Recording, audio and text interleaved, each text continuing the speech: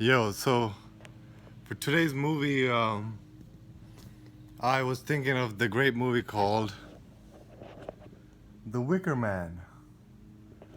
The Wicker Man is a movie released in the 70s, I believe it was in the late 70s that it came out. And it basically exposes this whole Mystery Babylon religion, you know? The religion of mind control, the religion of Lucifer, the devil, Shaitan. Um,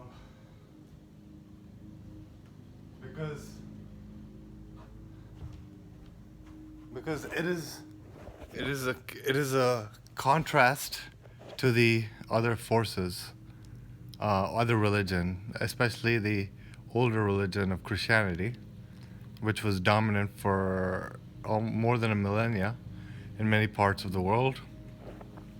So this movie is a Christian, um, celibate virgin, basically the 40-year-old virgin, um, being summoned to this island called Summer Isle, who's run by a chief called Lord Summer Isle.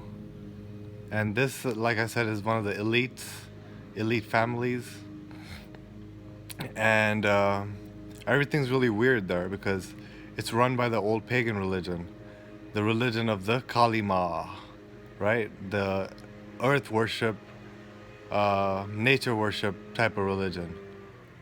So Earth, in opposition to the Earth as a planet represents a female, but that's because Earth is mostly water, which is a feminine energy, and the land, the actual land masses, the continents, those are the male aspect of the Earth.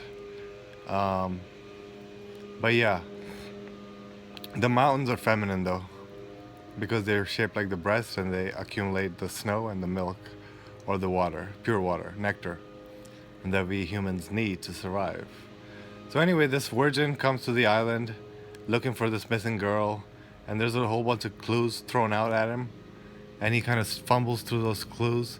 And before I get going too much on this movie, there's two versions of this movie. One is a regular DVD, which was heavily suppressed, and the original tape was lost, and a lot of protests went on from the vegan environmentalists, animal love, and PETA folks.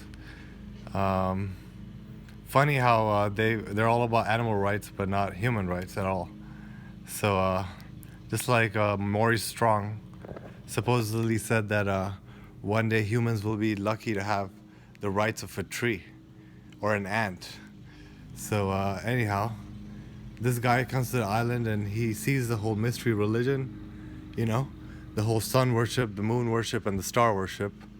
And he is basically offered as a sacrifice to the sun god because last year the harvest was very low. So they want this year's harvest to be very high. So they have to burn him alive. And his ashes go into the field, and from his ashes, the nice apples will again flourish, or so they believe. So anyway, it just shows how an individual X-Man, so to speak, faces the world. And there's many interesting things in this movie. For example, when he does the research into the May Day rites and customs, then he finds out how the three main central figures of the May Day celebration are the priest, the head priest, who's a she-man. Basically, he's half male, half female, and wears his hair and wears a big frock. And then there's the she-male or the X-man divided into the two halves, which is the masculine half and the feminine half, which is represented by the human horse hybrid man who charges at the woman. And the second half is represented by the not the brutal dude, but the berserk from the last episode. So the berserk in this movie is a fool, and this is like a simpleton who's given a special status equal to that of the king and the priest and his head honcho bodyguard. And this fool, for a day, gets to be is Howard basically because this fool has to have four requirements. He has to be a virgin. He has to have like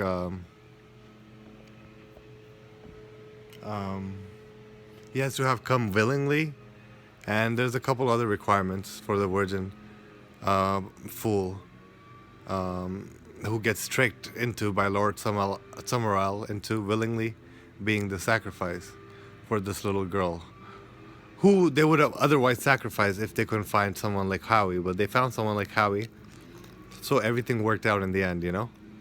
But Howie basically, what else would I want to say? Yeah, so the child is offered as a sacrifice because the child has a childish energy, right?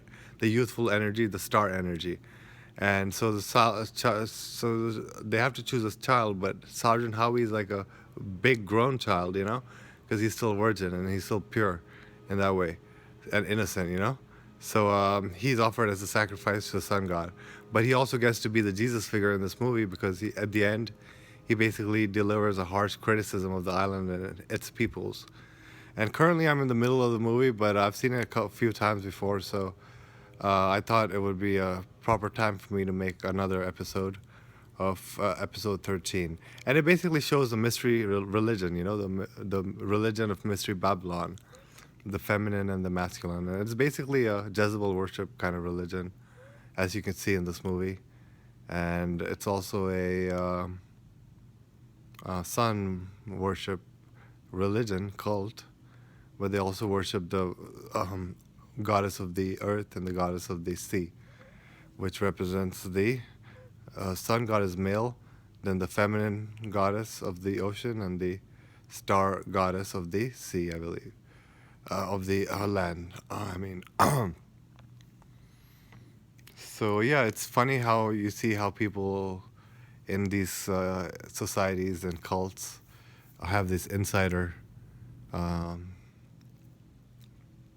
play acting going on, you know. So it's a very good movie, and I suggest you check it out if you want to learn more about what sex really means in a religious and philosophical sense.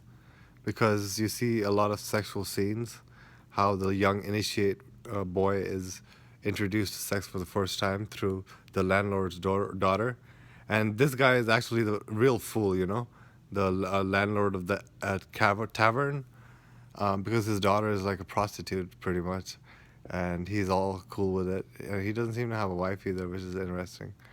But this fool is replaced by Howie, right? Willingly. And yeah, then there's a scene where Lord Summerall talks about how sex should be free. He believes in free sex and not in monogamy and love, in that sense, in the old Christian sense. So it's like that's another interesting scene, and you see basically life through the eyes of a virgin, through Sergeant Howie, you know, because he has all the temptations thrown at him, and he also has his dreams that he's aspiring to.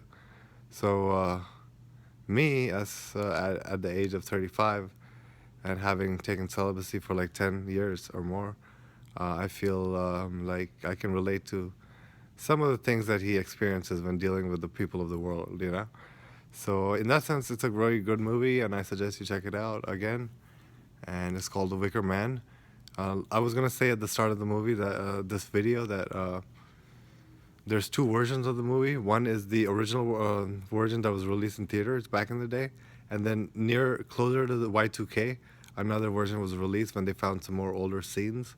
So there's a longer, about 15-minute longer version, which is much more sensible to follow, or it makes more, it's easier to follow because it makes more sense because more of the scenes are included in it. Although some critical ones were still lost, and it has the guy from Lord of the Rings, you know, the head, the most important wizard guy in the movie. Forgot his name right now, but he just died recently.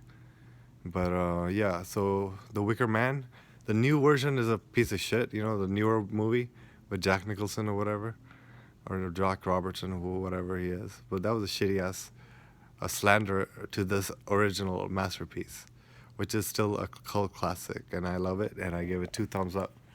All right, peace out, or 4 thumbs up from my toes. For my toes too. Peace out.